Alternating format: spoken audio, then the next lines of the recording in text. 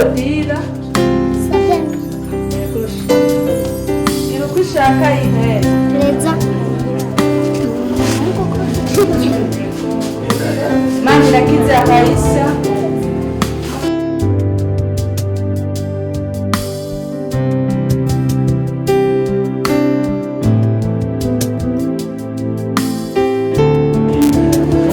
Daisa Raisa Alisa Anzianwani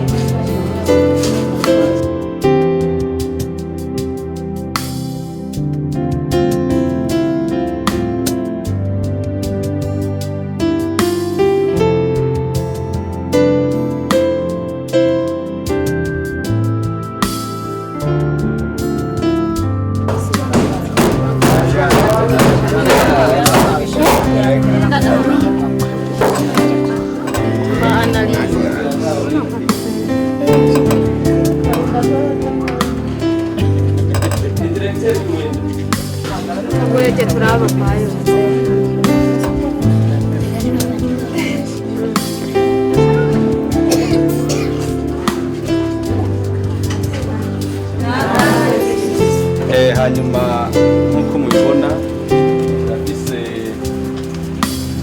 abashitsi bwa mbere hoho ari mwebwe kuko ni mwebwe bashitsi twakiriye ngaha ku biro by'ishirahamwe ryacu bita IFRD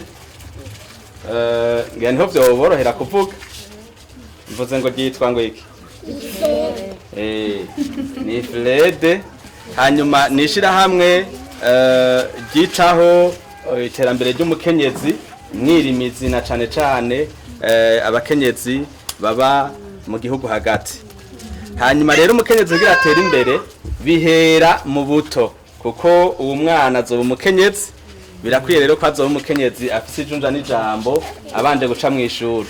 Hanyuma rero ibi nivyo biro ibishiramwe bisanzwe rikoreramwo. Hanyuma uno munsi mwebwe twabatumiye kugira ngo tacu bigende birose agafashanyo kudukaye bashobore kwiga nk'abandi. Hanyuma rero irishira hamwe ntikorana ryonyene turafatanye mu mugongo n'irindi shira hamwe ro Kristo rikorera muri leta zunze ubumwe za Amerika ari byo mubona ngaha yitwa T.S.M. Ninde yosubira mu shira hamwe T.S.M. Ni shira hamwe ryitwa T.S.M. ridufasha mu mugongo mu majambo yose ni The Salvation Ministry risanzwe ari shira hamwe ry'abakristo. Nico gituma rero mu kanya imbere yuko tubaha n'utwo dukaye ijambo ry'Imana rivuga ngo ngiro ry'ubwenge no kubaha uhoraho. Rero muri ano mashirahamwe yacu tubanza kwigishanya kubaha Imana ubwa mbere hanyuma Imana ikaduhezagira biciye mu kuyubaha n'ubwenge kabuduha tukiga bikamera neza. Ubwa mbere ho nakiriye abashitsi mwebwe nababwiye amashirahamwe yabagendeye hariho irishira hamwe rya IFRD ari ryo ririko ritanga akagafashanyo rikoresheje uburyo bwishira hamwe ry'abakristo bita The Salvation Ministry rifise icicaro mu gihugu ca Amerika rirongowe n'umurundi nico gituma yadufashe mu mugongo abonye ivyiyumviro dufise byo gufashanya. Hanyuma rero irishira hamwe nubwo ndiko ndavuga rirafise abariserukira nibona nagira ndabereke hariho umuyobozi ku rwego rw'igihugu twita mu gifaransa directrice nationale giraza kuronka umwanya wo kwivuga ariko yitwa Mateze nizina ryoroshe gufata ku mutwe yitwa Mateze. Hanyuma hariho n'urongoye ibikorwa byo gufasha abantu nikora n'abakenyezi bagomba gufashwa nawe nujya mubona yitwa Nosiate araza kuronka umwanya wo kubibwira nawene. Hanyuma hariho n'uwundi ajeje ivyo kwegeranya uburyo ari nawe yegeranije ry'amakaye murabona ko yicaye hariya abikurikirana kugira ngo ntagire ubuducamo yitwa Febroni sanga no ngaha hari habo biganye rero nabo turi kumwe. Hanyuma nanje mubona ngaha nije nsanzwe ndariserukira ngaha mu ntara ya Gitega naha mu kibani wacu harimo rero na mashirahamwe ariko aragomba kugira ngo dufashanye. Hanyuma igituma twasavye n'abavyeyi ko bohaba no kugira ngo kumbure ejo Imana idufashije nabo bavyeyi dutera intambuko dufashanye nabo ntidufashe. Hanyuma rero nagira nce nsaba rero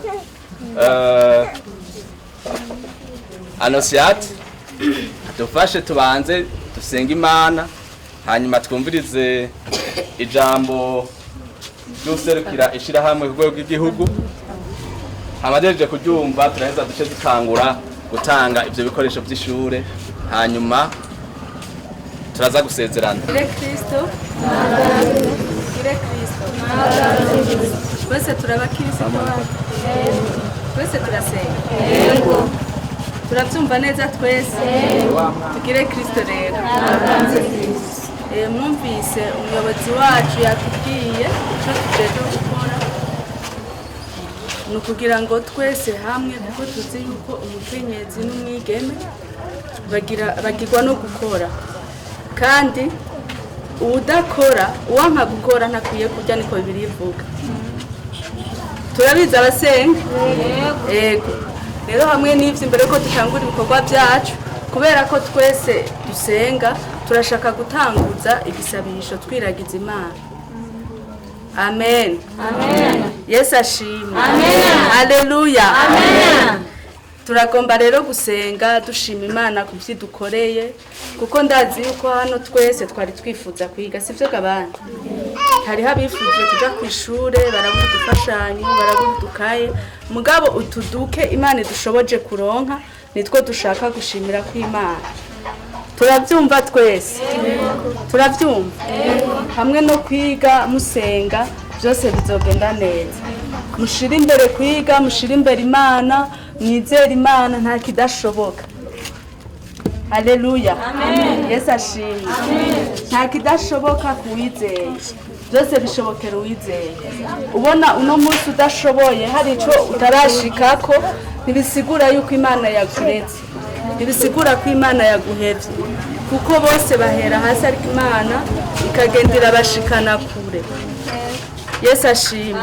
Twese aha muri twarahaciye twese turazi ubuzima bwiza bubi kubura ikaye uyishaka twese turabizi.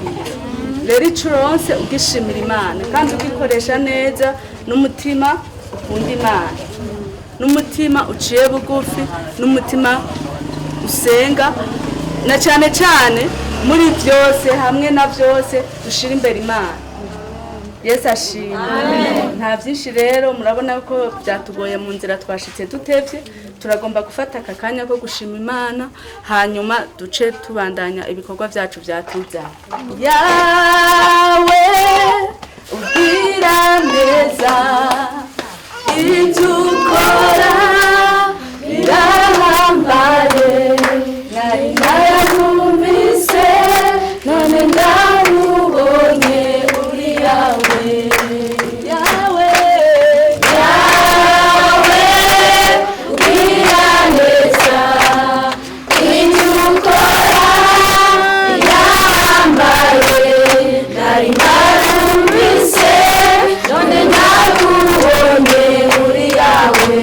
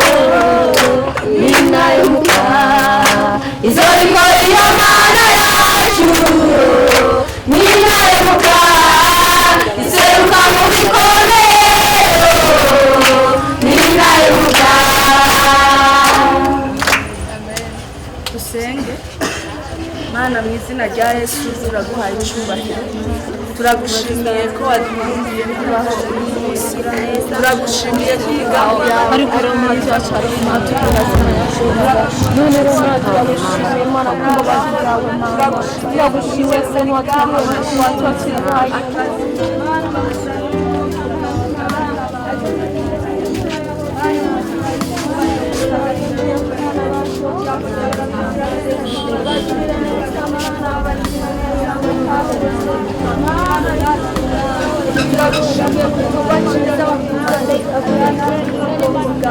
turagushimira abana bawe turagushimira byose ari wabikoze bana tuguhaye icubahiro none turaguhaye kaze ngo bane natwe umwanya wose tugiye kumarana umwanya tugiye gukorana bane natwe tubone ikiganza cyawe urakoze kuri Mana uri hagati muri twebwe tuguhaye icubahiro ko byose wabirangije kandi uri hagati muri twe kandi uri muri twebwe nyene izina ryawe rikurusha twagira duce duha ijambo ubudukuriye hano mwishira hamwe umuyobozi ku rwego rw'igihugu abashikirize ijambo kumbure hama duhejeje kumviriza ico jambo turaza guhamagara amazina y'abana tugize tubarose ibyo bikoresho tugiye Kristo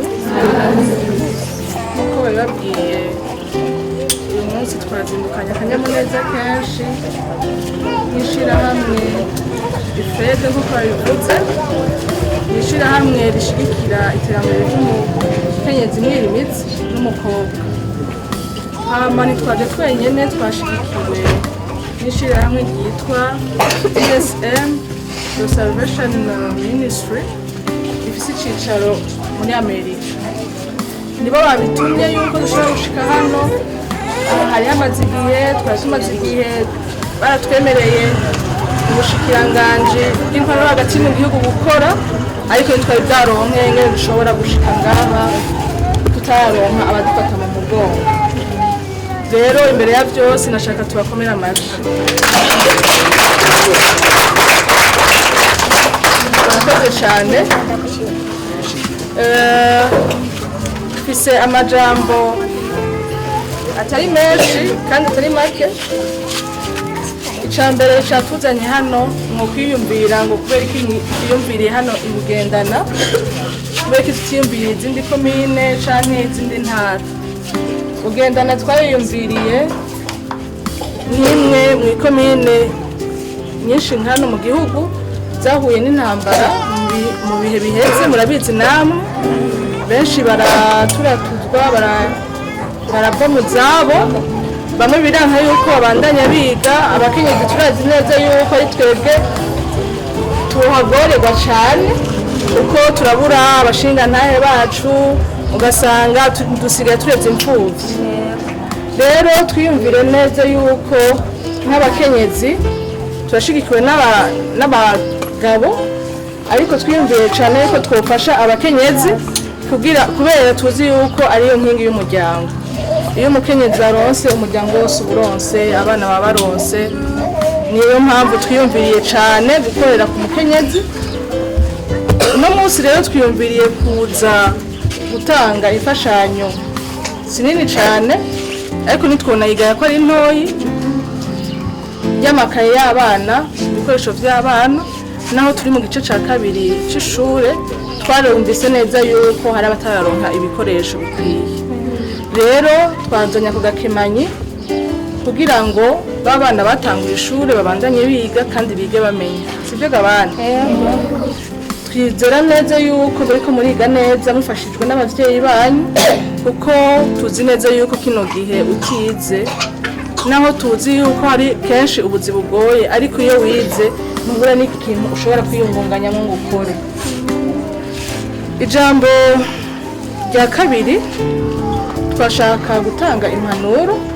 kubaza kuronka amakaye n'abavyeyi babo baherekeje kubera turabona ko bataje bonyene mubahimirize kwiga naho mwoba mwabuze ico mufungura uno munsi ejo muzoronka kuko ntibyama byoroshe iminsi yose. Hari uwabivuze ngaha anyereka dufasha gusenga, twese n'ibyamye bimeze neza kandi n'ubu ntibiramera neza nk'aho dushaka, ariko twarafashijwemo n'ababyeyi bacu n'ikibano kugira tubandanye twiga amashuri, kuko ntashobora gutanga Imana kwihebura. Tukiri muri ino si ibintu byose bigenda birahinduka, niyo mpamvu twanatanguye dusenga kuko dushira imbere Imana. Ikindi impamvu twiyumviriye kuzana n'ayo makaye, hariho ejo hari icivugo cyo gufasha mu byerekeye indero, wari umunsi mukuru wahariwe kwiga indero, ni ukuvuga mu mashuri kwiga. Baravuga neza yuko kwiga, kuja ku ishuri, kumenya ibiriko biraba mu gihugu canke ku isi, kuko bigisha byinshi, ntibigisha ibiharuro gusa n'igifaransa canke n'ikirundi, barigisha inyigisho ntara, barigisha inyigisho zo gukunda igihugu.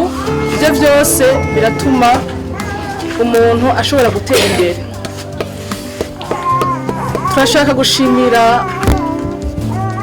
abayobozi baduhaye amazina y'aba bana, kuko ntitwari gushobora kubyishoboza twenyene. Hari abo twasanze batanditswe ngira ntibari hafi canke ntibyakunze, ntitwamenye ingene byagenze, ariko turaza kuraba ingene biza kugenda, kandi twizera neza yuko ritabaye irya mbere ngo ribe n'irya nyuma. Tuzoshira mu burimyi, tubigisha ingene mushobora kurima neza, korora, ibintu byinshi. Twaje rero hano tuzanye akakemanyi mugashime gutyo, hanyuma mubandanye mufata mu mugongo abana banyu kugira bige neza, hanyuma ejo bashobora gucika ba guverinere, abamustaneri, bashobora gushika n'umukuru w'igihugu, ntawubizi. Hanyuma twashaka kurangiza tubabwira neza yuko twaje tubakunda kandi twabiyumviriye, kandi tuzobandanya dukorana. Aba bana twifuza neza yuko igice giheze tumenya ingene byagenze ku ishuri. Bana mwige cyane, mushiremo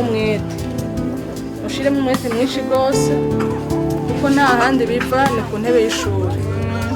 Ku ntebe y'ishuri nuwashaka kuba umudandaji, ntuzoja kudandaza utazi guharura, ngo umenye guharura amahera ayo baguhaye, ngo umenye nayo usubiza. Nico rero mwakoze cyane kutwitaba, byatugoye mu nzira, byuma ntibisezerane, ariko dushima Imana yuko yadushikanye hano amahoro.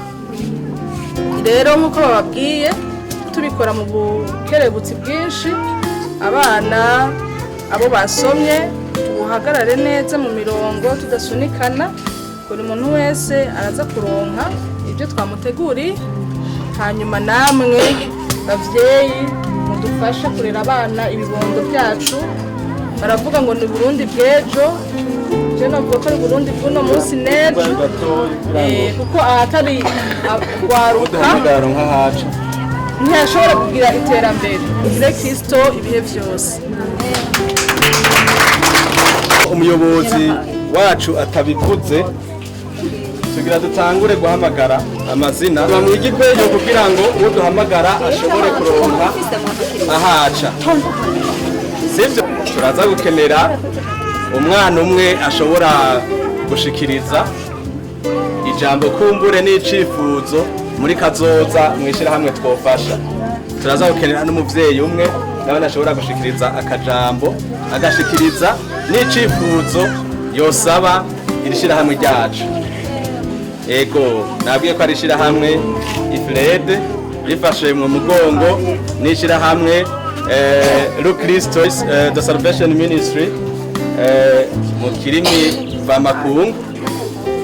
Naryone ntirirakura cyane, mugabo mu buto bwacu dutegerezwa gufashanya. Ego murakoze cyane rero, tugira duce tuja mu guhamagara abo bana niyo gushimwa Mika ucamo ku matara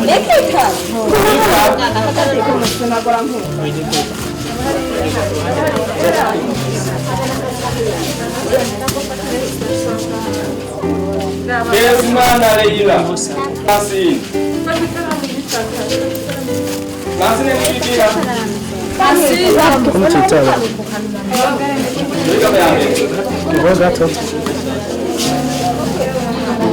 Irupishaka Irene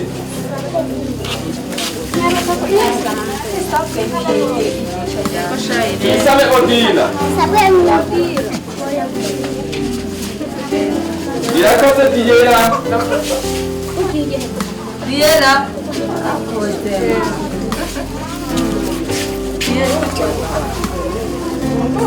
Wiga mwakanga Ari he Diera no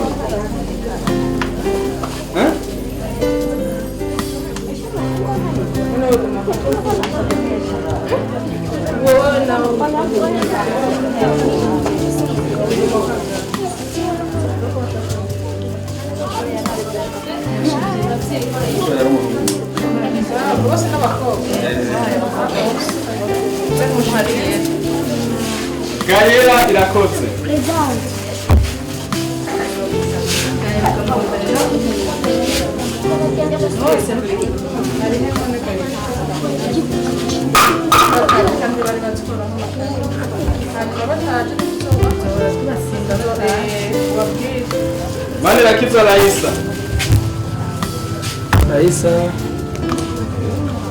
Manirakiza Raisa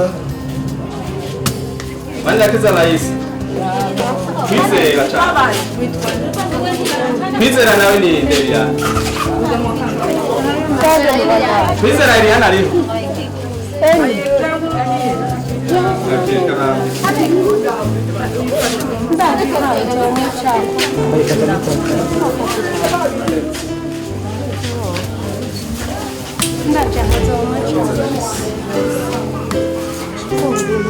Shimira Imana Emeline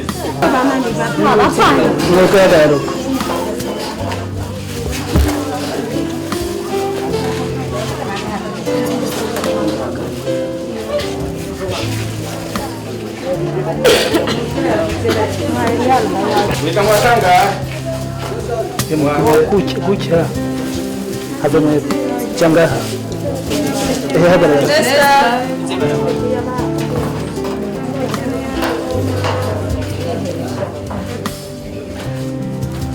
Shimira Imana Emeline yaje Yaros Grace Mugisha Present. acakurikira Munezero Oziane Munezero Oziane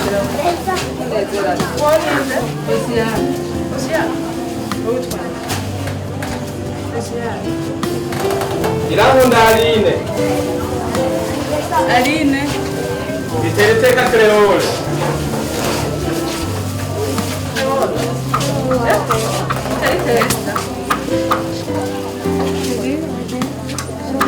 Itereteka Samuela Darlene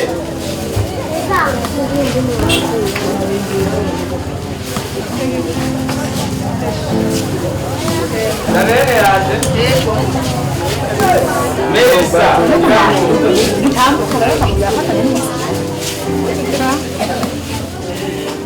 Gislene Mugisha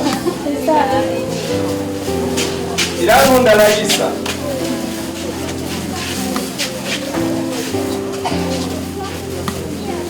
Irahunda Raisa Irahunda soyo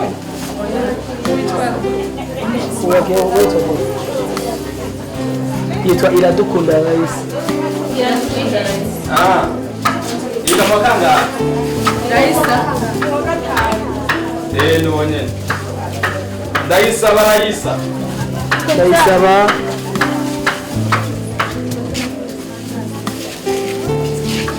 Anwarite Anwarite Irasanze Anwarite Eliane kwizera. Ah, wo twamuhejeje. Irakoze Leila. Leila.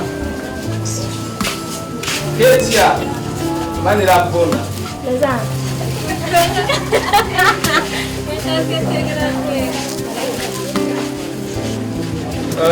Kwizera Sandrine.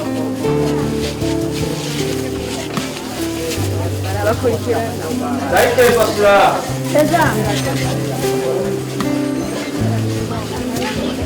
Jugwekimana Sierra.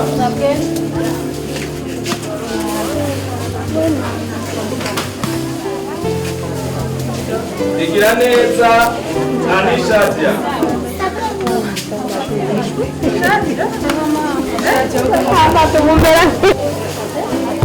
Jugwekimana Jamila.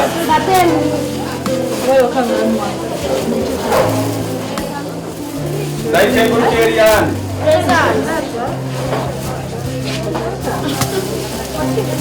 Bayubahe Belasine.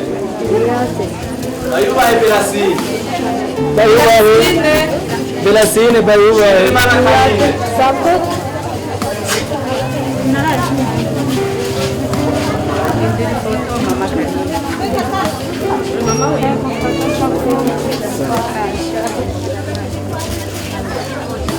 Jambo na Peniela. Mucho w'Imana Belize. Duwaye Janet.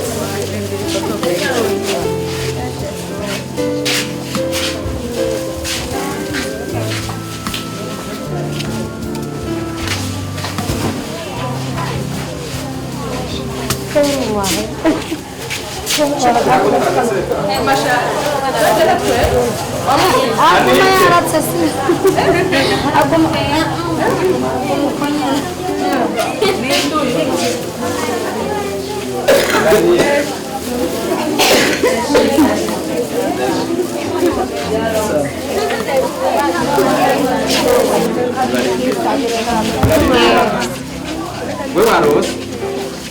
Sawa. Kurikirana shule.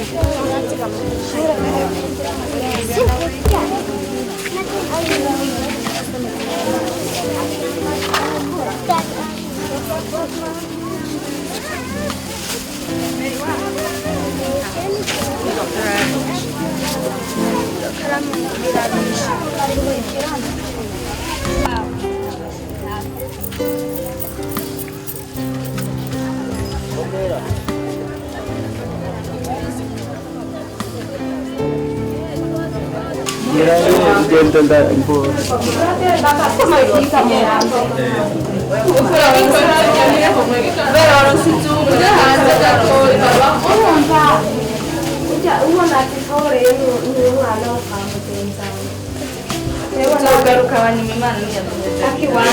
Imana izoduheza.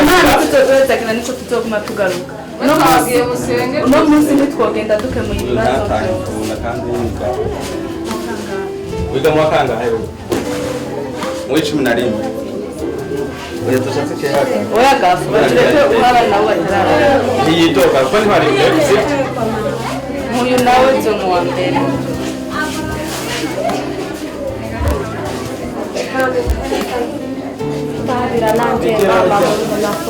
Wewe waros. Wewe wiga he? Mu wa gatatu. Wiga kwanda. Kwata nini? Mama Sabrina. Niwakwigisha. Niwakwanditse.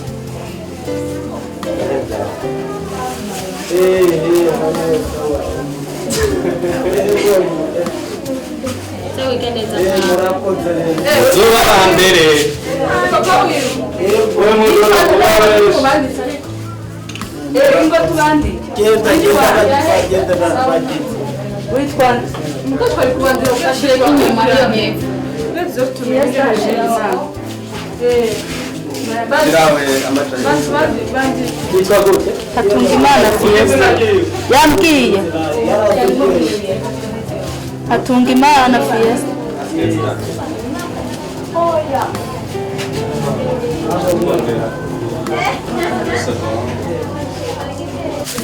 ashimwe. Yesu ashimwe cyane. Yego turanezere cyane. Mpagaze ngaho imbere serukira ugaruka rwose ko mwaduhaye amakaye ni ukuri bitumva ukuntu twawushima kuko umunezero waturenze cyane. Nkuko muri twebwe harimo bamwe kaye zari zaheze tukaba duhiga suko tutazironka, ariko turabashimiye kubona muziduhaye, ndetse hariho nabo baba batanguye umwaka batarazikwiza, ariko n'ibyishimo kuko tugiye tuzironka. Turashimiye irishi hamwe T.S.M na IFRD baje kudufata mu mugongo.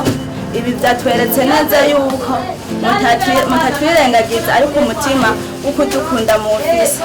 Yego turavuze tuti umutima w'urukundo murawuhorana, muze mwame mwibuka yuko hariho utwana toyi twanyu turi nyuma yanyu, namwe mutuje imbere muduserukire, kuko uno munsi tushoboye kurondera suite zikaye, ariko ejo naho turashobora gutangura umwaka tudafise uniforme kubera uburyo bukeyi, kuko muratubona uko turi ngaha anye, ndetse n'ikimenyamenya n'impuzu twambaye murazibona bamwe bamwe, turashobora kuba twambaye nk'impuzu zatabutse, ariko turazi neza tudakekeranye namwe ubwo buzima ngira bamwe muba mwarabuciyemo, ndibaza ngira si gishasha.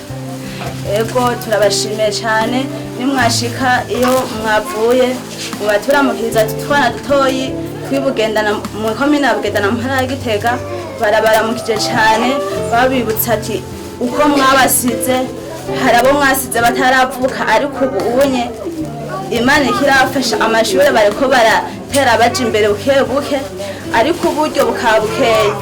Ubwo buryo bukeyi turashima Imana kuko na nyakubahwa umukuru w'igihugu yaraduhaye kwiga ku buntu, ariko nubwo twiga ku buntu ni ca kibazo nyene cikaye n'utuniforme, ndetse hariho na benshi tudafise udukambambiri, tukaba twiga kure, ikaburimbi ntiri hose, amabuye akatubabaza, ndetse ugaca usanga ni ca kibazo nyene bamwe bariko babura amahoro kubera bagiye babona bagenzi babo bambaye ikambambiri, ndetse babasunurira ko amabuye kubera atazo bambaye.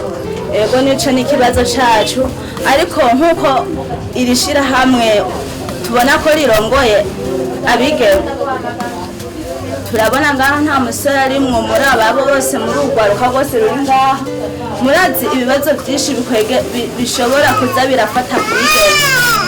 Turashaka mutube hafi nko mu mpanuro, mutube hafi muze muraduhanura, muze muraduha inyigisho zijanye n'ibyo bibazo byogenda biradutera ku bigeme, kuko nukuri turabizeye nk'uko ababyeyi baturi imbere, namwe murashobora kuza murabunganira, kuko baca umubano mu Kirundi ngo umutwe umwe ntiwigira inama. Hariho mwashobora kudushikira aho ababyeyi badashobora gushika, cyangwa ugasanga ababyeyi bacu batwugurukira cyane. Murazi umubyeyi n'umwana yuko abenshi nk'uko bagize ntibashobora kuvuga ikintu hirya n'ino. Ego turabashimiye cyane, murabahorana uwo mutima, muze mwame mugira umutima nk'uwo onye. Imana ibahezagire, tugire Kristo.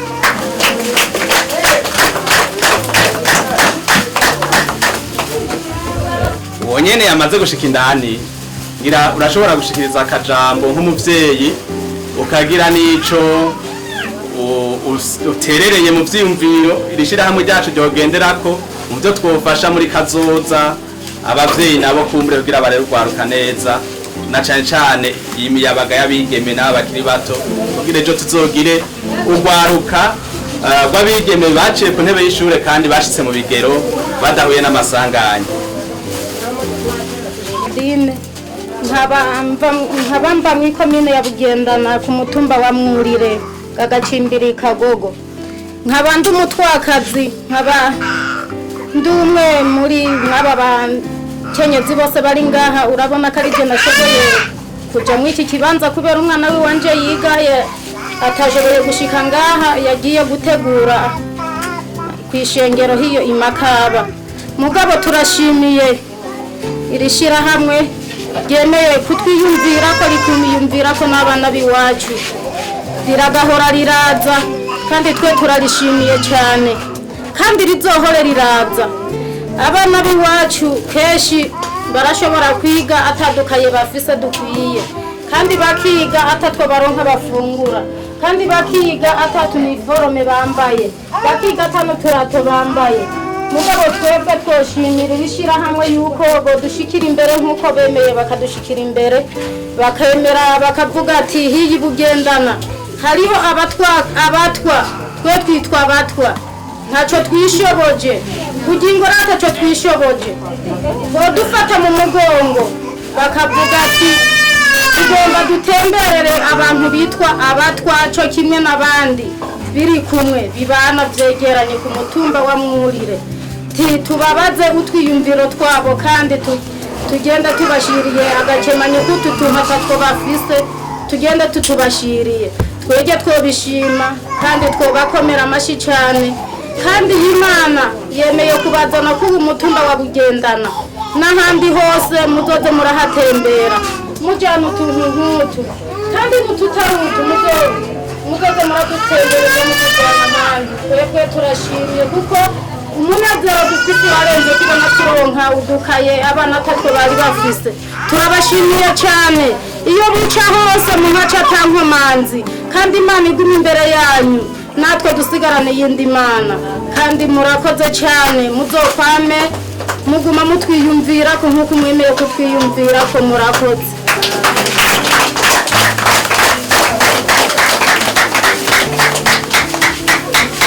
Cyari cyatuzinduye ibiyago byanyu, interanyo zanyu zirashitse kumbure iyo zija, hanyuma mubandanye musenga natwe tubandanye dusenga, icyo Imana izoduha gusangira zoheza twongere tubajya kara. Iyi ni intango kumbure, ejo Imana izohezagira nk'uko babivuze, turonke n'ibindi atari amakaye. N'uwaserukiye abanyeshure yavuze ati turakeneye n'impanuro n'izindi nyigisho, ibyo byose abajeje ishirahamwe twese tugiye kuza turabishikiriza aho tudodora kugira ngo twumve ko ibibazo byose bishikirijwe ngaha ejo canke hirya y'ejo bishobora gutorera inyishu.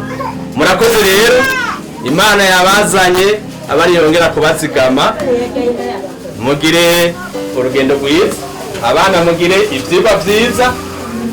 Ayo makaye sayo kudandaza na makaye yo kwigiramwo, ejo mwige kwandika kugira namwe ejo muze mwandika imigambi muronka abashobora kubafasha bafate mu mugongo abandi muzamuserukiye.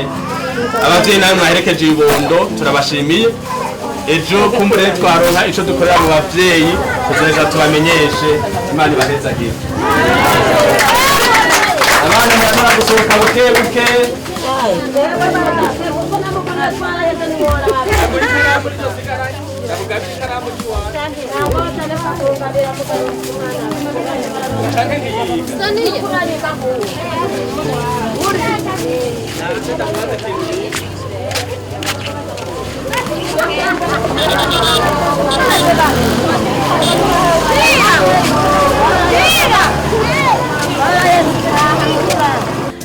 Je m'appelle T.S.M, je suis la directrice nationale de IFRD, qui est une institution femme rurale pour le développement.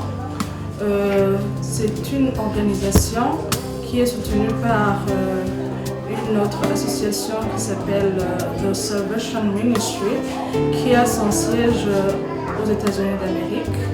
Aujourd'hui, nous sommes venus en commune de Bugendana, où nous avons notre siège, pour aider les femmes vulnérables ainsi que leurs enfants.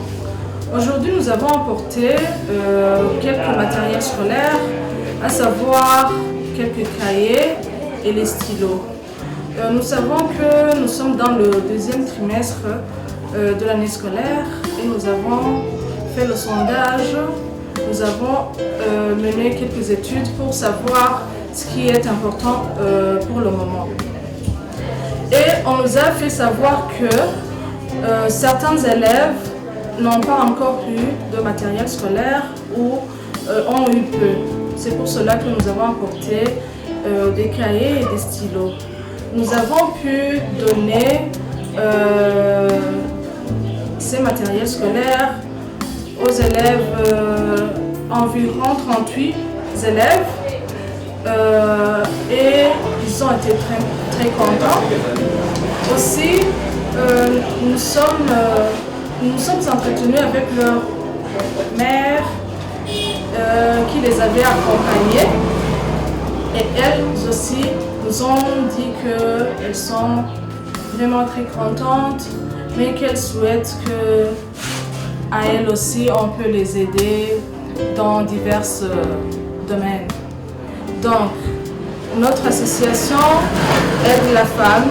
Nous savons tous que la femme est le pilier de la famille. Et aussi dans notre siècle, la femme est aussi privilégiée pour qu'elle soit émancipée dans le travail, partout où elle va. Maintenant, il faut qu'elle soit soutenue, elle soit entendue, elle soit, comment dire, protégée.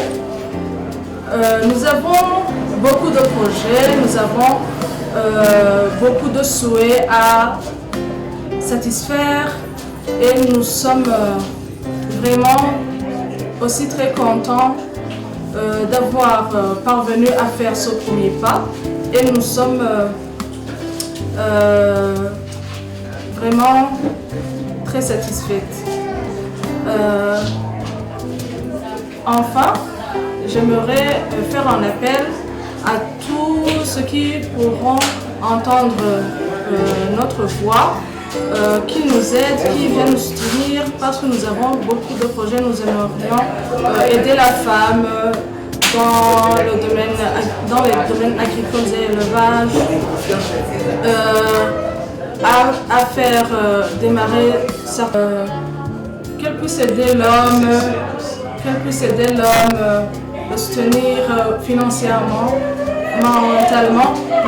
Nous aimerions les aider, celles qui n'ont pas pu parvenir à aller à l'école, à les aider dans l'alphabétisation, dans la protection de l'environnement, et ainsi de suite. Les objectifs du programme de l'IFRD sont l'insertion professionnelle, l'indépendance financière des femmes, le rôle de la femme dans la protection de l'environnement et la lutte contre le changement climatique, la promotion à l'éducation et l'insertion sociale des filles et femmes rurales dont nous sommes venus faire aujourd'hui, le soutien des femmes dans la défense et dans la défense de leurs droits. Nous aimerions, avec l'aide de Dieu, parvenir à atteindre ces objectifs. Nous terminons en vous remerciant beaucoup d'avoir eu le courage, d'avoir eu foi en nos sincères remerciements vont à l'endroit de T.S.M qui nous a beaucoup soutenus. Sans cette association, nous ne pourrions pas venir ici pour faire ce que nous avons fait pour aider les enfants, pour aider leurs mères à avoir ce kit scolaire, et nous aimerions qu'ils puissent continuer à nous soutenir, à nous venir en aide. Que Dieu soit avec vous. Merci.